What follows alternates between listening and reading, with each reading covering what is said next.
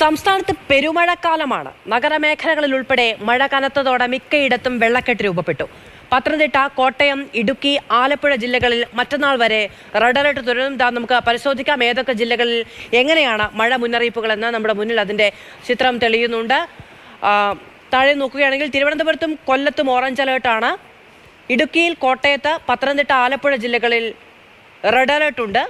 എറണാകുളം ജില്ലയിൽ ഓറഞ്ച് അലർട്ടാണ്. മുകളിലേക്ക് മറ്റു ജില്ലകളിൽ യെല്ലോ മുന്നറിയിപ്പും കേന്ദ്ര കാലാവസ്ഥാ നിരീക്ഷണ കേന്ദ്രം നൽകിയിട്ടുണ്ട്. എന്തായാലും സംസ്ഥാന വ്യാപകമായി കനത്ത മഴ തന്നെയായിരിക്കും എന്നുള്ളതാണ് നമുക്ക് ഈ ഒരു ചിത്രത്തിൽ നിന്ന് ലഭിക്കുന്ന ഒരു വിവരം എന്ന് പറയുന്നത്. ഏതായാലും രാവിലെ മുതൽ തന്നെ നമുക്ക് എല്ലാവർക്കും അറിയാം നല്ല മഴ കിട്ടുന്നുണ്ട്. തിരുവനന്തപുരം, കൊല്ലം, എറണാകുളം ജില്ലകളിലുമൊക്കെ തീവ്ര മഴ മുന്നറിയിപ്പുണ്ട്. വലിയ ജാഗ്രതാ നിർദ്ദേശങ്ങളുണ്ട്. റിപ്പോർട്ടർമാരിലേക്ക് പോകാം, വിവരങ്ങൾ നൽകും. സ്റ്റെഫിനും അഭിലാലും ജെയിനും രാഹുൽ കെവിയും ഷിനോജും അമലും ഒക്കെ വിവിധ ജില്ലകളിൽ നിന്ന് മഴ മുന്നറിയിപ്പിന്റെ വിശദാംശങ്ങളുമായി ചേരുന്നുണ്ട്. ആദ്യം ജെയിനിലേക്ക് പോകാം. ജെയിൻ, ഇടുക്കി ജില്ലയിൽ മഴ മുന്നറിയിപ്പ് എങ്ങനെയാണ്? എത്രത്തോളം നല്ല മഴ കിട്ടുന്നുണ്ട് രാവിലെ? മാധു, ഇടുക്കി ജില്ലയിൽ ഇന്ന് റെഡ് അലർട്ടാണ്. ഇന്നലെയും റെഡ് അലർട്ടായിരുന്നു. 2 ദിവസങ്ങളിൽ തുടർച്ചയായി മഴ ശക്തമായി തന്നെ തുടരുകയാണ്. പ്രത്യേകിച്ച് മലയോര മേഖലയിലാണ് കൂടുതൽ മഴയുള്ളത്. ഇപ്പോൾ നമ്മൾ കാണുന്നത് തൊടുപുഴയിൽ നിന്നുള്ള ദൃശ്യങ്ങളാണ്. രാവിലെ നേരിയ രീതിയിൽ ചെറിയ ചാറ്റൽ മഴയാണ് ഉണ്ടായിരുന്നതെങ്കിൽ ഇപ്പോൾ നമ്മൾ ഈ സംസാരിക്കുന്ന സമയത്ത് മഴ ശക്തി പ്രാപിക്കുകയാണ്. മറ്റ് സ്ഥലങ്ങളിലും സമാനമായിട്ടുള്ള ഒരു സാഹചര്യമുണ്ട്. പ്രത്യേകിച്ച് ശക്തമായ മഴ പെയ്തത്, ഇന്ന് രാവിലെ മഴ പെയ്തത് ചെറുതോണിയിലാണ്. ചെറുതോണിയിൽ രാവിലെ മുതൽ ശക്തമായ മഴയുണ്ടായിരുന്നു. മറ്റ് സ്ഥലങ്ങളിൽ നേരിയ മഴയാണ്, ശക്തി പ്രാപിച്ചിട്ടില്ല. പക്ഷേ ഏത് സമയത്തും ശക്തി പ്രാപിക്കാവുന്ന തരത്തിലാണ് കാലാവസ്ഥ. മൂടിക്കെട്ടിയ അന്തരീക്ഷമാണ്. മലയോര മേഖലയിൽ പ്രത്യേകിച്ച് വിനോദസഞ്ചാരികൾ അടക്കമുള്ളവർക്ക് ചില നിയന്ത്രണങ്ങളുണ്ട്. രാത്രി യാത്ര നിരോധിച്ചിട്ടുണ്ട്. വൈകിട്ട് 7 മണി മുതൽ രാവിലെ 6 മണി വരെയാണ് നിരോധനം. അതിനു പുറമെ ജില്ലയിൽ ക്വാറികളുടെ പ്രവർത്തനം നിർത്തിവച്ചിട്ടുണ്ട്. വെക്കേഷൻ ക്ലാസുകൾക്ക് അവധി നൽകണം എന്ന് ജില്ലാ കളക്ടർ നിർദ്ദേശം നൽകിയിട്ടുണ്ട്. നിലവിൽ ഡാമുകളിലെല്ലാം വെള്ളം കുറവാണ്. മലങ്കര ഡാമിന്റെ ഷട്ടർ മാത്രമാണ് ഉയർത്തിവച്ചിരിക്കുന്നത്. മലങ്കര ഡാമിന്റെ ഷട്ടർ 1 മീറ്റർ വരെ ഉയർത്താനുള്ള അനുമതി ജില്ലാ കളക്ടർ നൽകിയിട്ടുണ്ട്. ഇപ്പോൾ നമ്മൾ ഈ കാണുന്ന തൊടുപുഴയാറിന്റെ തീരത്ത് താമസിക്കുന്നവരാണ് ഇതുമായി ബന്ധപ്പെട്ട് ജാഗ്രത പാലിക്കേണ്ടത്. മൂവാറ്റുപുഴ ആറിന്റെ തീരത്തും ജലനിരപ്പ് ഉയരാൻ സാധ്യതയുണ്ട്. പ്രധാനമായിട്ടും വേനൽക്കാലമായിരുന്നു. അതുകൊണ്ട് തന്നെ ഇടുക്കി പദ്ധതിയിൽ ഉൽപാദനം കൂട്ടിയപ്പോൾ കൂടുതൽ വെള്ളം പുറത്തേക്ക് ഒഴുക്കി. അങ്ങനെയാണ് മലങ്കര ഡാമിന്റെ സംഭരണ ശേഷിയിലേക്ക് എത്തിയത്. മഴ പെയ്തതുകൊണ്ട് മാത്രം നിറഞ്ഞതല്ല. മറ്റ് ഡാമുകളിലൊന്നും ഒക്കെ ജലനിരപ്പ് കുറവാണ്. മുല്ലപ്പെരിയാർ ഡാമിൽ ആശങ്കപ്പെടേണ്ട ഒരു സാഹചര്യവും നിലവിലില്ല. ഇടുക്കി ഡാമിലും തീരെ വെള്ളം കുറവാണ്. മറ്റ് ഡാമുകളൊന്നും തുറക്കാനുള്ള സാധ്യത ഈ അടുത്ത ദിവസങ്ങളിലൊന്നും ഉണ്ടാകില്ല. മാധു, ശരി. ഇടുക്കിയിൽ നിന്ന് ജെയിനാണ് വിവരങ്ങൾ നൽകിയത്. നമുക്ക് തലസ്ഥാന നഗരിയിലേക്ക് പോകാം. സ്റ്റെഫിൻ വിവരങ്ങളുമായി ചേരുന്നത്. സ്റ്റെഫിൻ, ഏതാണ്ട് ഈ പോക്കൊരു മെയ് 23 വരെ ശക്തമായ മഴ സംസ്ഥാനത്ത് ലഭിക്കും എന്നുള്ളതാണ് മുന്നറിയിപ്പ്. തലസ്ഥാനത്തെ അവസ്ഥ എന്താണ്? കാണാൻ കഴിയുന്നുണ്ട് ദൃശ്യങ്ങളിൽ പല വീടുകളിൽ വെള്ളം കയറുന്നത്. വെള്ളക്കെട്ട് ഇന്നലെ തന്നെ രൂക്ഷമായിരുന്നു. എന്താണ് തലസ്ഥാന നഗരിയുടെ പൊതുചിത്രം?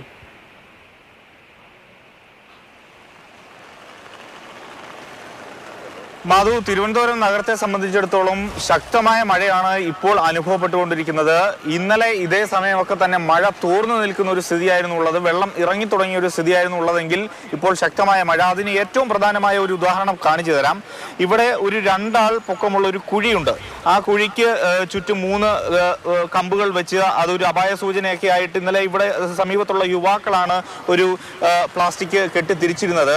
അതൊക്കെ പൊളിഞ്ഞു വീണിട്ടുണ്ട്. ഇന്നലെ നമുക്ക് വരുമ്പോൾ ആ കോൺക്രീറ്റ് കാണാമായിരുന്നുവെങ്കിൽ ഇപ്പോൾ അത് കാണാൻ കഴിയില്ല. കാരണം അത് വെള്ളത്താൽ മൂടപ്പെട്ടിട്ടുണ്ട്. ഇതുപോലെ അനേകം കുഴികൾ ഈ പറയുന്ന സ്ഥലങ്ങളിലെല്ലാം ഉണ്ട്. ഞാൻ നിൽക്കുന്നത് അട്ടക്കുളങ്ങര കിള്ളിപ്പാലം റോഡിലാണ്. ഈ വെള്ളം മൂടിക്കിടക്കുന്ന ഈ സ്ഥലമാണെങ്കിൽ പോലും വലിയ അപകടം നിറഞ്ഞ ഒരു പ്രദേശമാണ് ഇത് എന്ന് പറയാതിരിക്കാൻ കഴിയില്ല. അതുകൊണ്ട് തന്നെ വലിയ ജാഗ്രത പുലർത്തേണ്ട ഒരു സമയമാണ്. തിരുവനന്തപുരത്ത് അതിശക്തമായ മഴ എന്ന് നമുക്ക് പറയാൻ കഴിയില്ല എങ്കിൽ പോലും ഈ പലയിടത്തും റോഡ് പണി നടക്കുന്നതും ഈ കുഴിയെടുത്തിട്ടിരിക്കുന്നതും അത്തരത്തിൽ പൊതുമരാമത്ത് വകുപ്പ് വരുത്തി വച്ചിരിക്കുന്ന ചില പ്രശ്നങ്ങളാണ് കാര്യങ്ങൾ കൂടുതൽ സങ്കീർണമാക്കുന്നത്. അതോടൊപ്പം തന്നെ മഴക്കാല പൂർവ്വ ശുചീകരണം യാതൊന്നും തന്നെ നടത്തിയില്ല. തോടുകൾ വൃത്തിയാക്കിയില്ല, ഓടകൾ വൃത്തിയാക്കിയില്ല. അങ്ങനെ പലയിടത്തും വെള്ളക്കെട്ട് രൂപപ്പെടുന്നുണ്ട്. അതൊക്കെ കൃത്യമായി നടത്തിയിരുന്നുവെങ്കിൽ തിരുവനന്തപുരത്ത് യാതൊരു തരത്തിലുള്ള പ്രശ്നങ്ങളും ഇല്ലാതെ മുന്നോട്ട് പോകാൻ കഴിയുമായിരുന്നു. പക്ഷേ ഇപ്പോൾ കാര്യങ്ങൾ അങ്ങനെയല്ല. വീണ്ടും ആശങ്ക ഉണ്ടാക്കുന്ന കാര്യങ്ങളാണ് കാഴ്ചകളാണ് നമുക്ക് പലയിടത്തും കാണാൻ കഴിയുന്നത്. ഇന്നലെ മഴ മാറി നിന്നത് മുതൽ വെള്ളം ഇറങ്ങി തുടങ്ങിയിരുന്നു. എന്നാൽ വീണ്ടും രാത്രിയോടുകൂടി മഴ ശക്തി പ്രാപിച്ചതോടുകൂടി ഇതാണ് സ്ഥിതി. ഇന്നലെ ഇവിടെയൊക്കെ വൈകുന്നേരമായപ്പോൾ നല്ല രീതിയിൽ തന്നെ വെള്ളം ഇറങ്ങി തുടങ്ങിയിരുന്നു. വാഹനങ്ങൾക്ക് സുഗമമായി പോകാൻ കഴിയുമായിരുന്നു.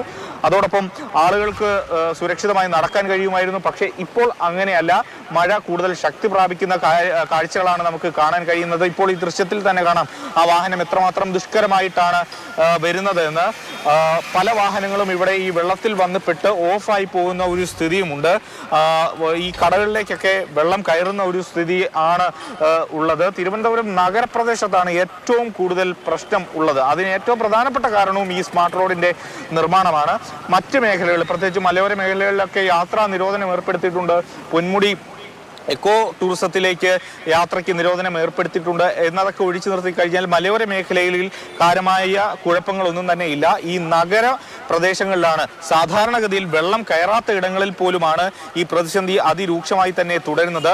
മഴ ഇങ്ങനെ തന്നെ നിൽക്കുകയാണെങ്കിൽ കാര്യങ്ങൾ തിരുവനന്തപുരം നഗരത്തിൽ നമ്മുടെ കയ്യിൽ നിൽക്കില്ല. കാര്യങ്ങൾ കൂടുതൽ സങ്കീർണമാകും, കൈവിട്ടു പോകാനുള്ള സാധ്യതയുണ്ട്. അതുകൊണ്ട് തന്നെ മഴ മാറി നിൽക്കുന്നതനുസരിച്ച് കൃത്യമായ ഒരു ഇടപെടൽ നഗരസഭയുടെയും അതോടൊപ്പം തന്നെ സർക്കാരിന്റെയും ഒക്കെ ഭാഗത്തു നിന്നുണ്ടായാൽ മാത്രമേ ഈ നഗരവാസികൾ അനുഭവിക്കുന്ന ഈ പ്രശ്നത്തിന് ശാശ്വതമായ ഒരു പരിഹാരം ഉണ്ടാവുകയുള്ളൂ. ഏതായാലും വീണ്ടും ഇന്നലെ നമ്മൾ എന്താണോ ഈ മഴയുമായി ബന്ധപ്പെട്ട് കണ്ട ദൃശ്യങ്ങൾ, അതിലേക്കാണ് വീണ്ടും തിരുവനന്തപുരം നഗരം എത്തുന്നത്. ശരി, സ്റ്റെഫനാണ് വിവരങ്ങൾ നൽകിയത്. തലസ്ഥാന നഗരിയിൽ പലയിടങ്ങളിലും കെട്ടിക്കിടക്കുന്ന വെള്ളത്തിൽ എങ്ങോട്ട് പോകണമെന്നറിയാതെ ജനങ്ങൾ നിൽക്കുന്ന ഒരു കാഴ്ച നമുക്ക് കാണാൻ കഴിയുന്നുണ്ട്. ഇതിന് പരിഹാരം ഉണ്ടാകുമോ എന്നുള്ള തുടർച്ചയായ ചോദ്യങ്ങൾ ഉണ്ടാകുന്നുമുണ്ട്. പത്തനംതിട്ടയിലേക്ക് പോകാം. അവിടെ അഭിലാൽ വിവരങ്ങൾ നൽകും. അഭിലാൽ, വലിയ ജാഗ്രതാ നിർദ്ദേശം പത്തനംതിട്ട ജില്ലയിൽ പൊതുവെ അധികൃതർ നൽകുന്നുണ്ട്. രാവിലത്തെ മഴയുടെ നിരക്ക് എങ്ങനെയാണ്? എന്താണ് വിവരങ്ങൾ? റെഡ് അലർട്ട് പ്രഖ്യാപിക്കപ്പെട്ട ആദ്യ ദിവസം മഴ ഏറെക്കുറെ പൂർണ്ണമായി മാറി നിൽക്കുകയായിരുന്നുവെങ്കിൽ രണ്ടാം ദിവസം പുലർച്ചെ 3 മണിയോട് കൂടിയാണ് ജില്ലയിൽ വ്യാപകമായ മഴ ആരംഭിച്ചത്. ഏറ്റവും കൂടുതൽ മഴ ലഭ്യമായിട്ടുള്ളത് കോന്നി, പന്തളം മേഖലകളിലാണ്. അതേസമയം ജില്ലയുടെ മറ്റിടങ്ങളിൽ ചെറിയ ചാറ്റൽ മഴയോ ഇടവിട്ട് ശക്തമായ മഴയാണ് ലഭ്യമായിക്കൊണ്ടിരിക്കുന്നത്. കഴിഞ്ഞ 24 മണിക്കൂർ സമയത്തെ മഴയുടെ ലഭ്യത പരിശോധിച്ചാൽ കോന്നി മേഖലയിൽ സാമാന്യം ഭേദപ്പെട്ട മഴ ലഭ്യമായിട്ടുണ്ട് എന്ന് കണക്കുകളിൽ നിന്ന് വ്യക്തമാകുന്നുണ്ട്. 57 മില്ലിമീറ്റർ മഴയാണ് കോന്നി മേഖലയിൽ രേഖപ്പെടുത്തിയിട്ടുള്ളത്. ജലസ്രോതസ്സുകളിലൊക്കെ ഒന്നും തന്നെ മഴയുടേതായ ശക്തി പ്രാപിച്ചതിൻ്റെതായ രീതിയിലുള്ള വെള്ളത്തിൻ്റെ ഉയർച്ച ഉണ്ടായിട്ടില്ല. കാരണം പ്രധാനമായും ഈ മാസം ആദ്യ വാരം തന്നെ വേനൽ മഴ ശക്തമായിരുന്നുവെങ്കിൽ പോലും പിന്നിട്ട മാസങ്ങളിൽ കനത്ത വേനൽ ആയിരുന്നു എന്നതിനാൽ തന്നെ മഴവെള്ളം ഭൂമിയിലേക്ക് ഇറങ്ങി തുടങ്ങിയിട്ടേയുള്ളൂ എന്നുള്ളത് തന്നെയാണ്. തീവ്രമായ മഴയോ മേഘവിസ്ഫോടനത്തിന് സമാനമായ സാഹചര്യങ്ങളോ ഉണ്ടെങ്കിൽ മാത്രമേ നിലവിൽ ആശങ്കയ്ക്കുള്ള സാധ്യതകളുള്ളൂ. എന്തായാലും വലിയ മുന്നൊരുക്കം ജില്ലാ ഭരണകൂടം നടത്തിയിട്ടുണ്ട്. മുൻകാലയളവിൽ മണ്ണിടിച്ചിൽ, അതോടൊപ്പം തന്നെ മഴവെള്ള പാച്ചിൽ, ഉരുൾപൊട്ടൽ എന്നിവിടങ്ങൾ ഉണ്ടായിട്ടുള്ള 44 സ്ഥലങ്ങൾ പ്രത്യേകം ഐഡന്റിഫൈ ചെയ്തുകൊണ്ട് പട്ടിക തയ്യാറാക്കിയിട്ടുണ്ട്. അതിതീവ്രമായ മഴയിലേക്ക് കാര്യങ്ങൾ നീങ്ങുന്ന പക്ഷം ആ മേഖലയിൽ നിന്ന് ആളുകളെ മാറ്റിപ്പാർപ്പിക്കാൻ ആവശ്യമായ നടപടികൾ സ്വീകരിക്കും. അവരെ മാറ്റിപ്പാർപ്പിക്കുന്നതിന് ദുരിതാശ്വാസ ക്യാമ്പുകളായി പ്രവർത്തിക്കേണ്ട സ്ഥലങ്ങളും കണ്ടെത്തിയിട്ടുണ്ട്. CK അഭിലാൽ പത്തനംതിട്ടയിൽ നിന്ന് വിവരങ്ങൾ നൽകിയത്. ഷിനോജ എസ് വിവരങ്ങളുമായി കോട്ടയത്ത് നിന്നുണ്ട്. ഷിനോജ, വലിയ മഴ രാവിലെ പെയ്ത്തില്ല എന്ന് തോന്നുന്നു കോട്ടയത്ത്, അല്ലേ? എങ്ങനെയാണ് മുന്നറിയിപ്പ് വിവരങ്ങൾ?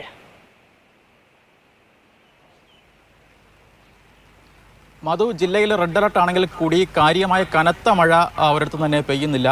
ഒറ്റപ്പെട്ട ഇടങ്ങളിൽ ഒരു ചാറ്റൽ മഴയ്ക്ക് രീതിയിലുള്ള മഴയാണ് നിലവിൽ പെയ്തുകൊണ്ടിരിക്കുന്നത്. പക്ഷേ വൈക്കം മേഖലയിൽ കഴിഞ്ഞ 2 മണിക്കൂറായി നേരിയ രീതിയിലുള്ള മഴ പെയ്യുന്നുണ്ട്. പ്രത്യേകിച്ച് കിഴക്കൻ മേഖലകളിൽ ഇന്നലെ രാത്രിയൊക്കെ തന്നെ നേരിയ രീതിയിലുള്ള മഴയുണ്ടായിരുന്നു. പക്ഷേ ഒരു കനത്ത രീതിയിലുള്ള മഴ ഒരിടത്തും തന്നെ റിപ്പോർട്ട് ചെയ്യപ്പെട്ടിട്ടില്ല. എന്തായാലും നേരിയ മഴയാണെങ്കിൽ കൂടി പ്രത്യേകിച്ച് വിനോദസഞ്ചാര കേന്ദ്രങ്ങളുണ്ട്, പ്രത്യേകിച്ച് മണ്ണിടിച്ചൽ മേഖലകളുണ്ട്. അത്തരത്തിലുള്ള മേഖലകളിലൊക്കെ തന്നെ ജാഗ്രതാ നിർദ്ദേശം ജില്ലാ ഭരണകൂടം ഏർപ്പെടുത്തിയിട്ടുണ്ട്. മീനച്ചിലാറിലെയും മണിമലയാറിലെയും ഒക്കെ ജലനിരപ്പ് കാര്യമായി തന്നെ ഉയരുന്നുണ്ടെങ്കിൽ കൂടി ഒരു ആശങ്കപ്പെടേണ്ട സാഹചര്യത്തിലേക്ക് നിലവിൽ കാര്യങ്ങളൊന്നും തന്നെ എത്തിയിട്ടില്ല എന്നാണ് ജില്ലാ ഭരണകൂടം വ്യക്തമാക്കുന്നത്. എന്തായാലും ഈ പ്രത്യേകിച്ച് പൂഞ്ഞാർ, കാഞ്ഞിരപ്പള്ളി, ചിറക്കടവ്, കറുകച്ചാൽ ഉൾപ്പെടെയുള്ള മേഖലകളിലൊക്കെ തന്നെ ഇന്നലെ രാത്രി നേരിയ രീതിയിലുള്ള മഴയുണ്ടായിരുന്നു. ഇന്ന് പുലർച്ചെയും ഈ പ്രദേശങ്ങളിലൊക്കെ ഇടവിട്ട് മഴ കിട്ടിക്കൊണ്ടിരുന്നു. ഞങ്ങളിപ്പോൾ നിൽക്കുന്ന ഈ കോട്ടയം നഗരത്തിന് ചേർന്നുള്ള പ്രദേശങ്ങളിൽ കൂടി നേരത്തെ ഞങ്ങൾ വരുന്ന സമയത്തൊന്നും തന്നെ ഒരു മഴയില്ലായിരുന്നു. എന്നാൽ ഇപ്പോൾ ചെറിയ രീതിയിലുള്ള ചാറ്റൽ മഴയൊക്കെ ആരംഭിച്ചിട്ടുണ്ട്. എന്തായാലും ഇത്തരത്തിൽ മണ്ണിടിച്ചൽ സാധ്യതയുള്ള മേഖലകൾ, അത്തരത്തിലുള്ള മേഖലകളിൽ നിന്ന് പരമാവധി പ്രശ്നങ്ങൾ ഉണ്ടായിക്കഴിഞ്ഞാൽ, മഴ കണക്കുകയാണെങ്കിൽ അവിടെ എത്രയും പെട്ടെന്ന് തന്നെ ദുരിതാശ്വാസ ക്യാമ്പുകളിലേക്ക് മാറ്റുന്നതിനുള്ള സജ്ജീകരണങ്ങൾ ക്രമീകരിച്ചിട്ടുണ്ട്. ചിറക്കടവ് പഞ്ചായത്തിലെ ഒരു വീട്ടിൽ 5 പേരെ ഇപ്പോൾ ഇതിനോടകം തന്നെ ദുരിതാശ്വാസ ക്യാമ്പിലേക്ക്, മണ്ണിടിച്ചൽ സാധ്യതയുള്ള മേഖലയിൽ താമസിക്കുന്ന 5 പേരെ ഇതിനോടകം തന്നെ ക്യാമ്പിലേക്ക് മാറ്റിയിട്ടുമുണ്ട്. ശരി, അമൽ തേരമ്പറമ്പിൽ വിവരങ്ങളുമായി തലസ്ഥാന നഗരിൽ നിന്ന് ചേരുകയാണ്. അമൽ, ഈ വെള്ളക്കെട്ട് രൂപപ്പെട്ട പലയിടങ്ങളുണ്ട്. അവിടെ നഗരസഭയുടേതോ അധികൃതരുടെയോ ഭാഗത്തു നിന്ന് ഉള്ള ഇടപെടലുകൾ ഉണ്ടാകുന്നുണ്ടോ? അതായത് ഇന്നലെ ഈ സമയത്തൊക്കെ വെള്ളം ഇറങ്ങി തുടങ്ങുന്നുണ്ടായിരുന്നു എന്ന് സ്റ്റെഫിൻ പറയുന്നു. പക്ഷേ ഇന്നിപ്പോൾ നിന്ന് പെയ്യുകയാണ്. വെള്ളക്കെട്ടിന് പരിഹാരം ഉണ്ടായില്ല എങ്കിൽ ഈ ജലനിരപ്പ് ഉയർന്നു വരികയുള്ളൂ. അത്തരത്തിലുള്ള എന്തെങ്കിലും ഇടപെടലുകളോ നടപടിയോ ഉണ്ടാകുന്നുണ്ടോ? മധു, ഇപ്പോൾ നമ്മൾ ദൃശ്യങ്ങളിൽ കാണുന്നത് ചാക്കയിലാണ്. ചാക്കയിൽ വലിയ തോതിലുള്ള ഗതാഗത കുരുക്ക് പല സമയങ്ങളിലായി ഉണ്ടാകുന്നു. ഇപ്പോൾ ആ ദൃശ്യങ്ങളിലേക്ക് ഒന്ന് നോക്കുകയാണെങ്കിൽ ഈ കായലിലൂടെയൊക്കെ വള്ളം വരുന്നത് പോലെയാണ് വാഹനങ്ങൾ കടന്നു വരുന്നത്. വാഹനങ്ങൾ എവിടെയെങ്കിലും ഒന്ന് നിന്ന് പോയിട്ടുണ്ടെങ്കിൽ എഞ്ചിനുള്ളിലേക്ക് വെള്ളം കയറി വാഹനം നിന്ന് പോകുന്ന അവസ്ഥയുണ്ടാകും. പിന്നീട് ഇവിടെ നിന്ന് കൊണ്ടുപോകണമെങ്കിൽ കെട്ടിവലിച്ച് കൊണ്ടുപോകേണ്ട സ്ഥിതിയാണുള്ളത്. ഇവിടെ വലിയ തോതിലുള്ള വെള്ളക്കെട്ട് രൂപപ്പെടുകയാണ്. മഴ ഇപ്പോൾ ഒന്ന് തോർന്നിട്ടുണ്ട്. പക്ഷേ ഈ പെയ്ത വെള്ളം എവിടേക്കും ഒഴുകി പോകുന്നില്ല, ഇവിടെ തന്നെ കിടക്കുന്നു എന്നുള്ളതാണ് ഏറ്റവും പ്രധാനപ്പെട്ട പ്രശ്നം. കാറുകളും ബൈക്കുകളും അടക്കം ഇതിലെ കടന്നു പോകുന്നത് നമുക്ക് കാണാൻ കഴിയുന്നുണ്ട്. ഈ റോഡിൻ്റെ മറുഭാഗത്തും വലിയ തോതിലുള്ള ഗതാഗതക്കുരുക്കുണ്ട്. ഇവിടെ മാത്രമല്ല, തലസ്ഥാന നഗരിയുടെ പല ഭാഗത്തും ഇത്തരത്തിൽ വെള്ളക്കെട്ടുകൾ രൂപപ്പെട്ടിരിക്കുന്നു. ഈ സ്മാർട്ട് റോഡിനായി കുഴിയെടുത്തിരിക്കുന്ന സ്ഥലങ്ങളുണ്ട്. ആ സ്ഥലങ്ങളിലൊക്കെ ഇതിന് സമാനമായി തന്നെയുള്ള പ്രശ്നം അനുഭവിക്കുകയാണ് ആളുകൾ. മുട്ടത്തറ അടക്കം, കിള്ളിപ്പാലം അടക്കമുള്ള സ്ഥലങ്ങളിലെ അവസ്ഥ നമ്മൾ രാവിലെ കണ്ടതാണ്. ഇന്നലത്തെ അത്ര ഗുരുതരമായ ഒരു അവസ്ഥ രാവിലെ നമ്മളവിടെ പോകുമ്പോൾ ഇല്ലായിരുന്നു. പക്ഷേ ഇന്നലത്തെ അതേ സ്ഥിതിയിലേക്ക് കാര്യങ്ങൾ ഇപ്പോൾ എത്തുകയാണ്. കഴിഞ്ഞ ഒരു മണിക്കൂർ സമയമായി തുടർച്ചയായി മഴ പെയ്യുന്നുണ്ടായിരുന്നു. ആ മഴ പെയ്തപ്പോഴത്തെ അവസ്ഥയാണ് നമ്മളിപ്പോൾ കാണുന്നത്. നേരത്തെ അത് ചോദിച്ച കാര്യം, ഈ ഇന്നലത്തെ പ്രതിസന്ധി മാധ്യമങ്ങളിലൂടെ തുടർച്ചയായി വാർത്തയാവുകയും എത്രത്തോളം ഉണ്ട് അതിൻ്റെ തീവ്രത എന്ന് മനസ്സിലാവുകയും ചെയ്തതാണ്. പക്ഷേ മേയർ മൂന്നാറിലായിരുന്നു. മൂന്നാറിൽ നിന്നും മേയറും സച്ചിൻ ദേവ് MLA തിരിച്ചെത്തിയിട്ടുണ്ട്. മറ്റ് അധികൃതരും ഈ വിഷയത്തിൽ ഇടപെടുന്നു എന്നുള്ളതാണ് മനസ്സിലാക്കുന്നത്. അവരെ ഒരു പ്രധാനപ്പെട്ട പ്രശ്നമെന്ന് പറഞ്ഞത് വേഗത്തിൽ ഇന്നോ ഇന്നലെയോ നോക്കിയാൽ മാത്രം പരിഹരിക്കാൻ പറ്റുന്ന ഒരു പ്രശ്നമല്ല ഇത് എന്നുള്ളൊരു കാര്യം കൂടിയുണ്ട്. ഇപ്പോഴെന്തായാലും ആമേഴിഞ്ചാന്തോടക്കം വൃത്തിയാക്കുന്നതിന് അവിടെ ഈ മാലിന്യവും മറ്റും കെട്ടിക്കിടന്ന വെള്ളത്തിൻ്റെ ഒഴുക്ക് തടസ്സപ്പെടുത്തുന്ന ഒരു അവസ്ഥയുണ്ടായിരുന്നു. അത് പരിഹരിക്കുന്നതിനാവശ്യമായ നടപടികൾ ഇപ്പോൾ എന്തായാലും സ്വീകരിക്കുന്നുണ്ട്. ആ ആമേഴിഞ്ഞാന്തോടിൻ്റെ ഒരു ഭാഗം വൃത്തിയാക്കിയിട്ടുണ്ട്. അതിനാൽ തന്നെ വെള്ളം കുറേയൊക്കെ ഒഴുകി ആ ആമേഴിഞ്ഞാന്തോടിലേക്ക് എത്തി അതുവഴി കടന്നു പോകുന്നുണ്ട്. എങ്കിലും ഒരുപാട് സ്ഥലങ്ങൾ ഇനിയും വൃത്തിയാക്കേണ്ടതുണ്ട്. മഴക്കാല പൂർവ്വ ശുചീകരണം എന്ന് പറയുന്നത് മഴ എത്തിയിട്ട് ചെയ്യേണ്ട കാര്യമല്ല എന്നുള്ളൊരു പ്രശ്നം കൂടി അവിടെ നിൽക്കുന്നു. അത് ഇതുവരെയും ചെയ്തിരുന്നില്ല. മാധ്യമങ്ങൾ ചൂണ്ടിക്കാണിക്കുന്ന സമയത്ത് നഗരസഭ പര്യാപ്തമായ എല്ലാ കാര്യങ്ങളും ചെയ്തിട്ടുണ്ട്. ചിലയിടങ്ങളിൽ പെട്ടെന്നുണ്ടാകുന്ന ചില സാങ്കേതിക തടസ്സങ്ങളൊക്കെ കൊണ്ട്, അതായത് ഇന്നലെ ഇപ്പോൾ അട്ടക്കുളങ്ങരയിൽ ഒരു സ്ലാബ് മറിഞ്ഞു വീണതിന്റെ പേരിൽ മാത്രമുണ്ടായ വെള്ളക്കെട്ട് തുടങ്ങിയതൊക്കെ ആയിരുന്നു ഈ നഗരസഭാ അധികൃതർ പറയുന്ന ഒരു വിവരം എന്ന് പറയുന്നത്. കഴിഞ്ഞ കാലങ്ങളിൽ വെള്ളക്കെട്ടുണ്ടായ ഇടത്ത് ഇത്തവണ വെള്ളക്കെട്ട് ഉണ്ടാകുന്നില്ല, അത് നഗരസഭയുടെ കൃത്യമായ കാര്യക്ഷമമായ പ്രവർത്തനം കൊണ്ടാണ് എന്നൊക്കെ. ഇന്നിപ്പോ ഈ മേഖലകളൊന്നും തരംതിരിക്കാതെ തന്നെ വെള്ളക്കെട്ട് കാണാൻ കഴിയുന്നുണ്ട്. അതുകൊണ്ട് ചോദിച്ചതാണ്. മാധു, ഈ കഴിഞ്ഞ തവണ വെള്ളക്കെട്ടുണ്ടായിടത്ത് വെള്ളക്കെട്ട് ഇത്തവണ ഇല്ല എന്ന് പറയുന്ന ഒരു ന്യായീകരണത്തിന് ഒരു വിധത്തിലുള്ള പ്രസക്തിയുമില്ല. കാരണം അങ്ങനെ കഴിഞ്ഞ തവണ വെള്ളക്കെട്ടുണ്ടായത് ഇതിലും അതിശക്തമായ മഴ പെയ്ത സമയത്താണ്. ഇതിപ്പോൾ ഒറ്റ മണിക്കൂർ മഴ പെയ്തപ്പോൾ വെള്ളം കയറിയ സ്ഥലങ്ങളാണ് നമ്മൾ ഈ കാണുന്നത്.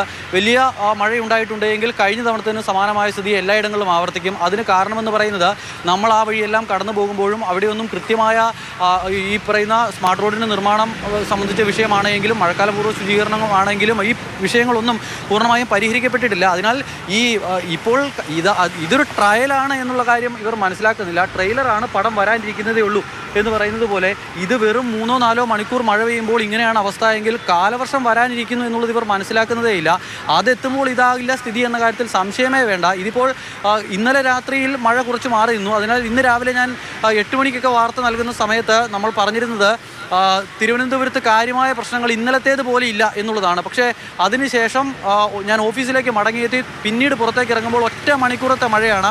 ആ മഴയിലാണ് ഇപ്പോൾ നമ്മൾ കാണുന്ന ഈ അവസ്ഥയുള്ളത്. അതിനാൽ തന്നെ കഴിഞ്ഞ തവണ വെള്ളക്കെട്ടുണ്ടായ സ്ഥലങ്ങളിൽ ഇത്തവണ ഇല്ല, അതിനുള്ള ക്രമീകരണങ്ങൾ ഏർപ്പെടുത്തിയിട്ടുണ്ട് എന്ന് പറയുന്നതിൽ കാര്യമൊന്നുമില്ല. ഇപ്പോഴെന്തായാലും കഴിഞ്ഞ തവണ വെള്ളക്കെട്ടില്ലാതിരുന്ന സ്ഥലങ്ങളിൽ കൃത്യമായ ഇടപെടൽ, അത് ഈ സ്മാർട്ട് റോഡ് നിർമ്മാണ അധികൃതരുടെയും കോർപ്പറേഷൻ്റെയും എല്ലാം കൃത്യമായ ഇടപെടലിലൂടെ ഇത്തവണ വെള്ളക്കെട്ട് ഉണ്ടാക്കി കൊടുത്തിട്ടുണ്ട് എന്നൊരു പ്രശ്നം കൂടിയുണ്ട്. അതിപ്പോൾ നമ്മൾ ഈ കിള്ളിപ്പാലം സൈഡിലൂടെയൊക്കെ പോകുമ്പോൾ വീട്ടിൽ നിന്നും ആളുകൾക്ക് പുറത്തേക്ക് ഇറങ്ങാൻ കഴിയില്ല.